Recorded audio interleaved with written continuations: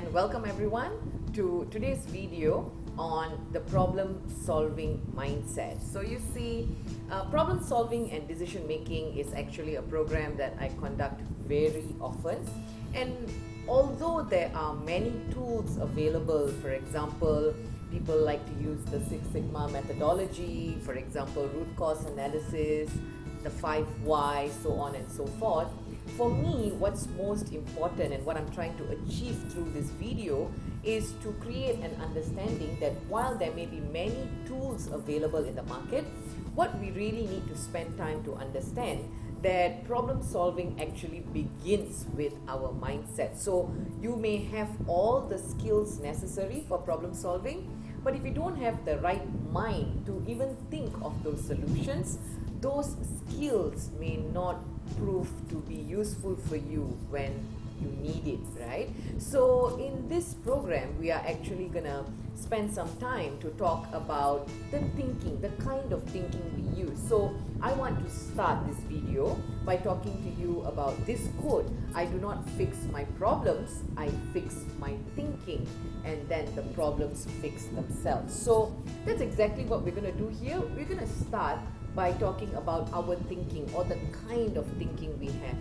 And in this video, what are you gonna get out of it? So I'm gonna try and keep this video between 30 to 40 minutes, and in this 30 to 40 minutes, what I would like you to take away is 2 important learning. So in this video, what I would like you to take away from it is how we can use or choose our thoughts to create that problem solving mindset. So which means that no matter what happens in life, you are always ready, because your mindset is primed for a situation where whatever happens around you, you are ready to solve that problem. So it is not that, oh, I have this problem solving skill or this particular tool that I learned and I'm going to apply it now. If your mind is not at the right place, if you don't even realize that you have the power within you to solve those problems, then all the skills or tools that you may learn becomes a little pointless. So that is learning number 1.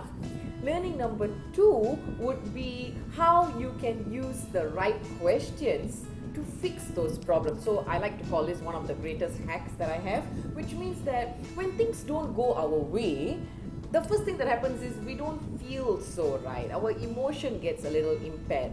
And when the emotion is impaired, how are we really going to start thinking of solutions? Especially when the problem is our problem, right? Usually when it's other people's problem, it's easier to solve. Like when our friend has a problem, we can always go and say, hey, you know, you should do this and that. And other people's problem is always easier to solve. When it's our own problem, we tend to hold on to this thing called emotion, and that's what makes it a little bit challenging to solve that problem. So what we're going to do is we're going to try and solve problems in a logical format, so it's easier for us to handle almost any challenges that may come our way, right? So in order for us to go through this video smoothly, I would recommend that you put on your headphones. So sound clarity may differ, so I always feel that if you use headphones, you hear much better. Secondly, I would encourage you to have a pen and paper with you, because from time to time we will do a little activity here and there, or you may want to take down some notes. It's always the best way to learn. So have a pen and paper with you.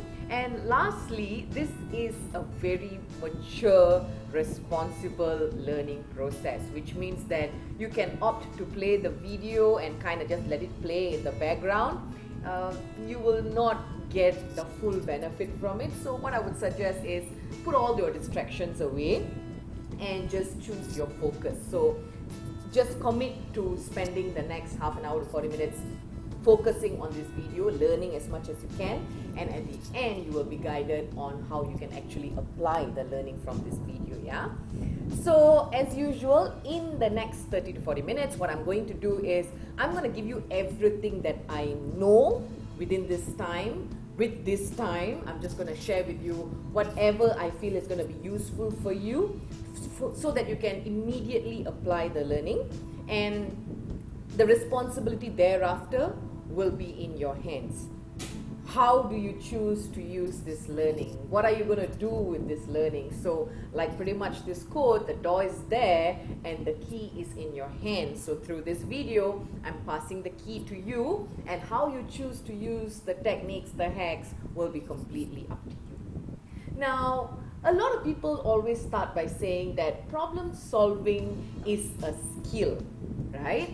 And this is where I find it to be a little bit interesting, because while it's true, problem solving is a skill, it is a skill that can be acquired by anybody.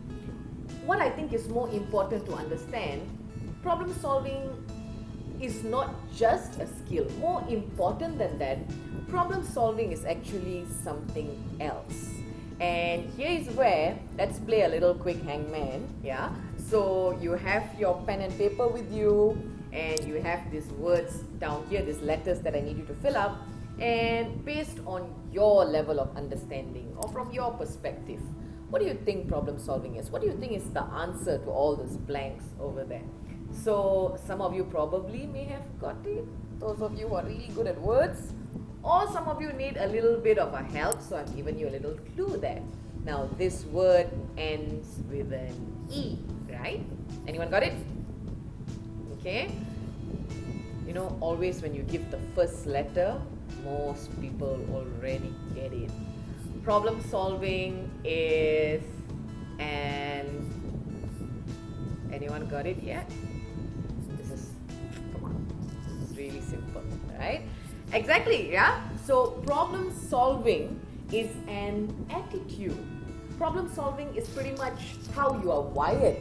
So when you look at things, I want to start the first learning by telling you that we have the power to choose our thoughts. We have the power to realize that we can select whatever thought processes that we want. And you may have learned this from the previous videos. I'm just going to repeat it for the benefit of you who have not heard it yet. We have come to realize that all of us have a choice at any given time, whereby we have the power to choose what we want to think, right? So as far as challenges are concerned or problems are concerned, some people don't like the word problems, so I put challenges over there, right? So whether it's challenges, whether it's problems, whatever it is, you can divide it into two sections. Some problems or challenges are controllable and some are uncontrollable. So at this point, once again, I encourage you to either pause this video, or you can just take a moment and start filling up. What do you think are challenges that are controllable? You have some form of control over it. And what do you think are challenges which are uncontrollable? Okay, so challenges are controllable, meaning that you have a certain power over it. And here are some examples that I would like to give you. So challenges which are controllable, examples given here. Time, you have absolute control over your time. You have absolute control over your money. So a lot of people will be thinking, really? Don't I get a fixed salary? Don't I get a certain income? How do I have control over it? You absolutely have control over all these things. You have, and this is where we're going to spend a lot of time today, you have control over your thoughts and your behavior. It doesn't happen automatically. A lot of people think that our thoughts are automatic. It just happens in our head.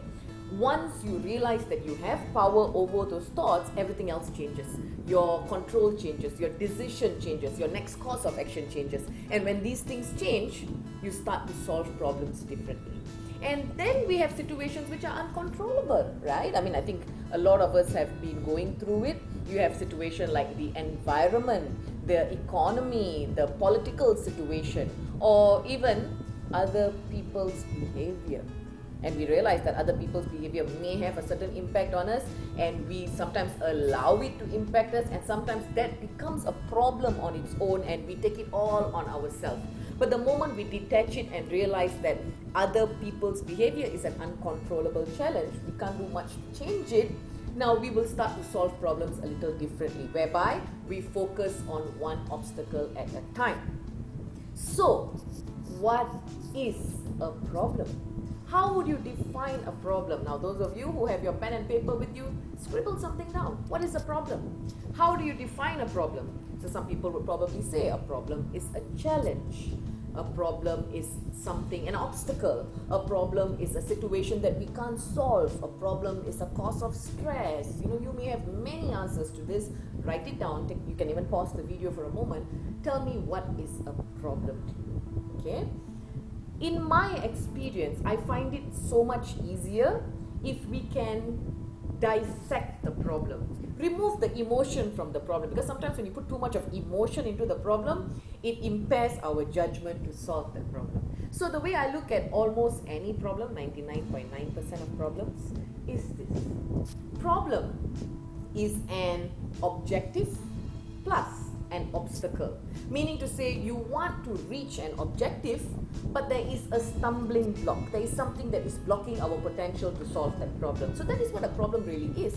And when you think about it, if you were to dissect the problem this way, it is much easier because we see things clearer. So let me just give you a very quick example on how this works. So let's say that you have a problem, okay, and I'm going to choose a real life situation to make things easy for you, okay.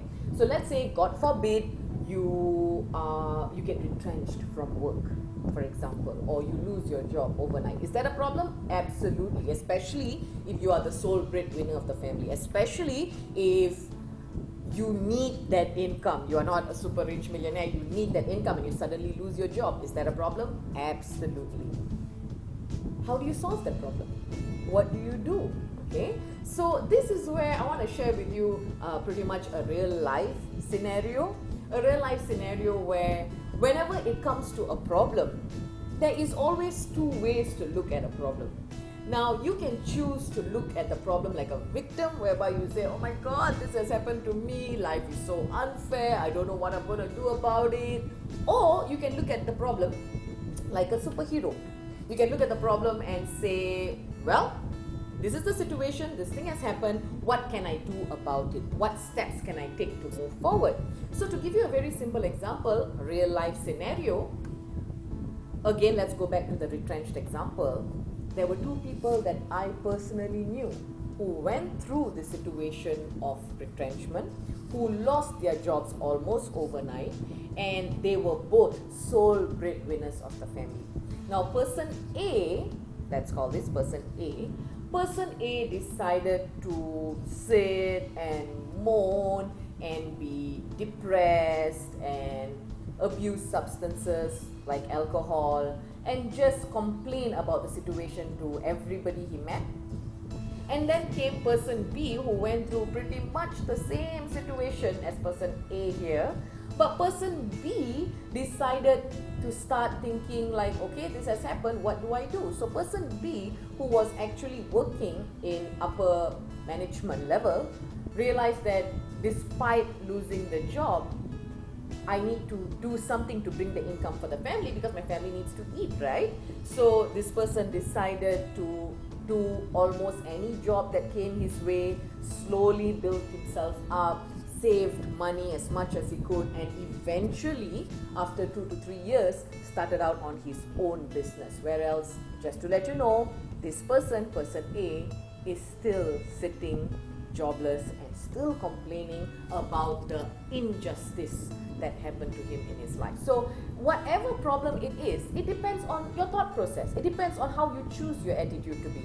So if you choose this victim mindset, what is the potential of you solving the problem? So let's say this person A has been trained in all the skills. He has been trained on how to handle any problem. In theory, let's say he's a Six Sigma black belt, which is really good problem solving tools. Let's say that he has all the certifications to solve a problem.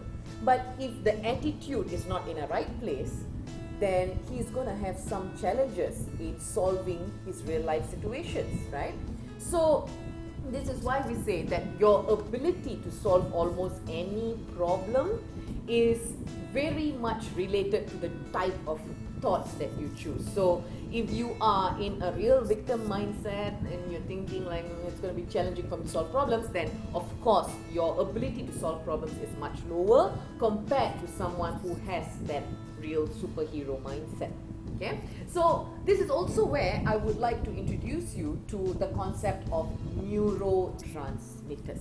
Okay, so neurotransmitters, for those of you who are hearing it for the first time, I'm going to keep it very simple and explain this to you as the neurotransmitters. Example of neurotransmitters that you may have heard of is things like dopamine, serotonin, which you have in your body. Now, what does this do? This is, to keep it very simple for all of us, it's like a chemical messaging system, like a WhatsApp system, right? WhatsApp is used to send out messages to other people.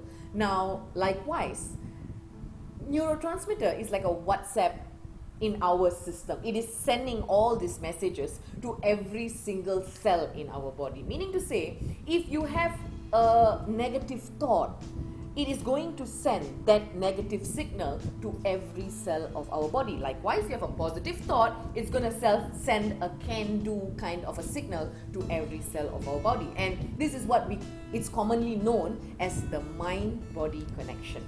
Now, also very interesting for those of you who have been following the development of neuroscience, or if you have had the chance to listen to multiple recent TED Talks, there is a huge connection between the quality of our thoughts and our immunity. I repeat that once again. There is a huge connection between the quality of our thoughts and our health, which means that the more negative the way we think, it actually impairs our health.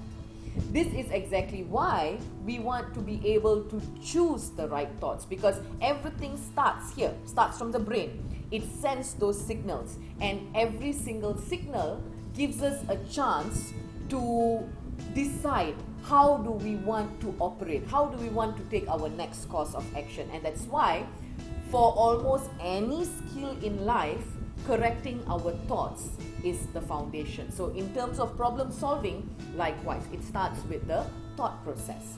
Now let's go to the next learning, and this is one of my favorites, using questions. So what we want from this video is like, okay, Sri, I understand all this, but what can I do? What are the techniques? What are the tips that I can use that is definitely going to give me some benefit at the end of this video, right? So let's start by talking a little bit about a creative process, okay? So in order for us to solve problems, we need to come up with multiple solutions. One problem does not have one solution. One problem may have several different solutions. This is where adults struggle a little bit, okay? And you know why we struggle sometimes? Because we are so busy trying to figure out right answer and a wrong answer, correct solution and wrong solution, possible, impossible, can do, can't do, okay?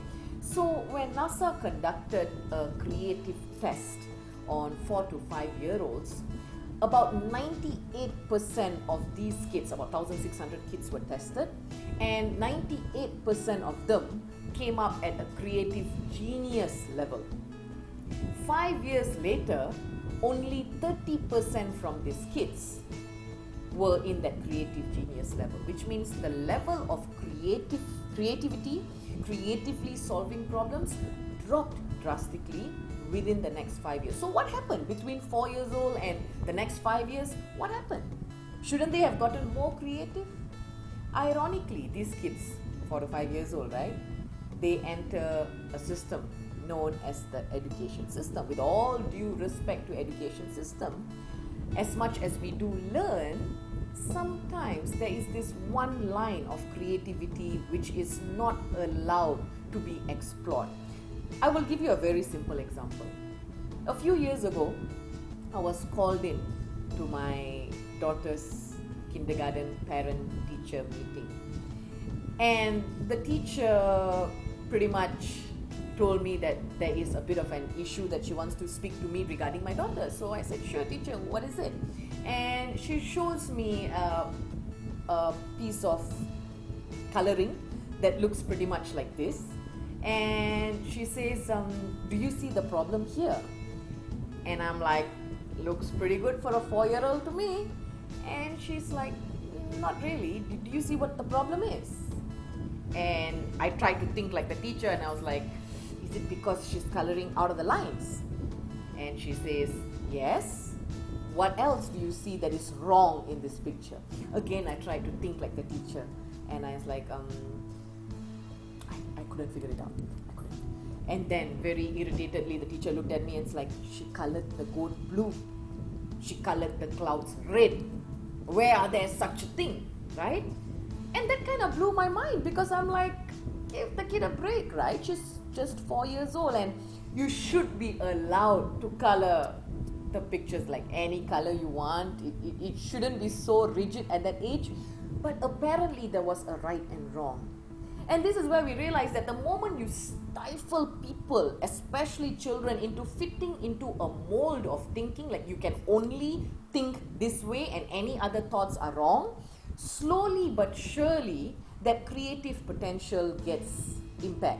And when that creative potential gets affected, slowly their skills of solving problems also gets affected, because they start to realize that if this is the problem, there is only this correct way to solve it. So as much as academics has molded us and brought out the best in us, depending on the kind of education system or the kind of teachers and educators we have, we realize that sometimes that creative potential does not get developed.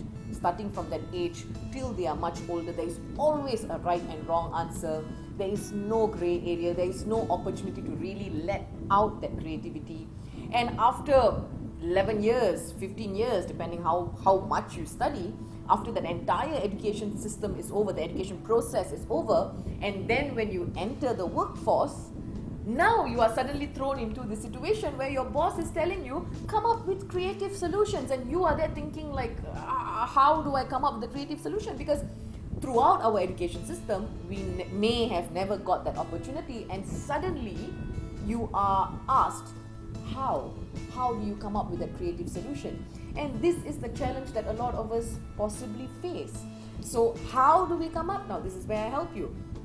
You've got to change the thoughts, change the way of thinking. And that's why this very popular quote, change your thoughts and you change your world. And if you look at it, guys, I mean, let's look at a very popular case study. Let's look at Nokia. What happened to Nokia? I mean, they were market leaders. They were world number one. At one point, everyone was using a Nokia phone. My favorite was the 3310, right? I mean, even if you drop it and it breaks into several pieces and you put it back again, and it's like this amazing robust phone, which was just everything. And then when they least expected it, everything changed for Nokia, didn't it? Everything just suddenly changed overnight with the introduction of Steve Jobs' iPhone. And it was very sad. It was actually very sad when you saw the CEO of Nokia sit at that press conference when they were being bought over by Microsoft. And he sat in that press conference and he actually said, we didn't do anything wrong, but somehow we lost. This is the fear a lot of businesses have, and this is what I tell a lot of my clients who are probably market leaders at the moment, and a lot of them sometimes say, hey, you know what, we don't need this and this because we are pretty much number one in the market. And I would always tell them two words: remember Nokia. Because no matter how high up you are there, if you do not constantly come up with innovations, if your R&D team is not constantly working to see what else is needed by the audience in the future, we may lose. We may not have that competitive edge anymore. And that is the sad reality.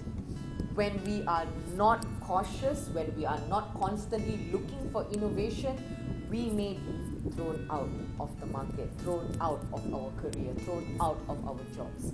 And that is why innovation, not just in our jobs, not just in business, but constantly upgrading ourselves, our skill sets, has become not just necessary nowadays, it's become almost mandatory. So what we really need in this situation is always be able to look at a different paradigm, which basically means what? I mean, what does it mean by a paradigm shift? A paradigm shift simply means looking at something in a different perspective, a different angle. So if you were to see this picture now, which is right in front of you, what do you see?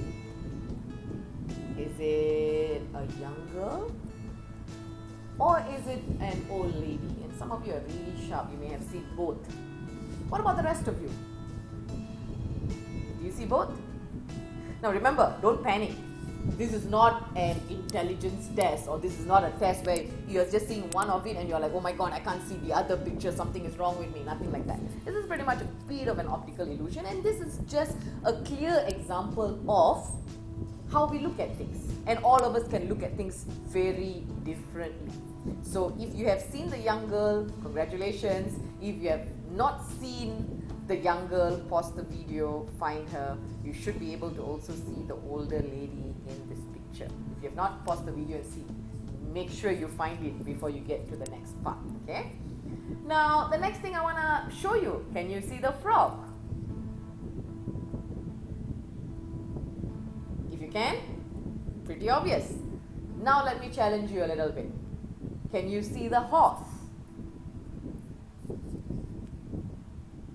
Pause the video because I'm about to show you the answer very quickly.